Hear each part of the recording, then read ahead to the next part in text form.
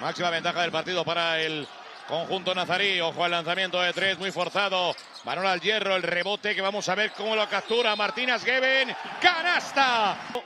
Jugadores que me recuerdan mucho a Marc Gasol. No sé si es que también baja pista en los entrenamientos para enseñar a los pivots. Hombre, algún consejito les tendrá que dar porque seguro que bien les viene. Y buena acción aquí del argentino, de Juan Fernández. Así es, anotando el balón interior. Ahí está el lanzamiento que no entra.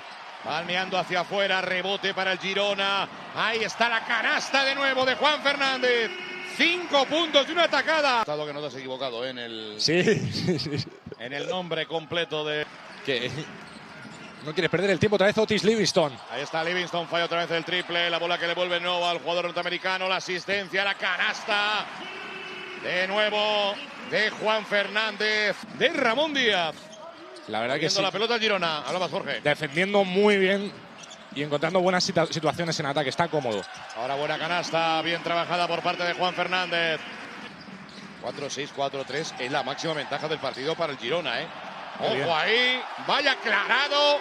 Le han dejado a Juan Fernández, punto número 11. Porque Fontallao se ha animado, Fontallao está metida en el partido. Abriendo por derecha, moviendo la pelota muy bien el equipo de Moncho Fernández. Balón interior solo. ¡Qué canasta! ¡Qué pase! ¡Increíble! Otis Livingston, vaya pase. El pick and roll por parte de Martínez Geben, que sigue con 4 faltas personales en pista.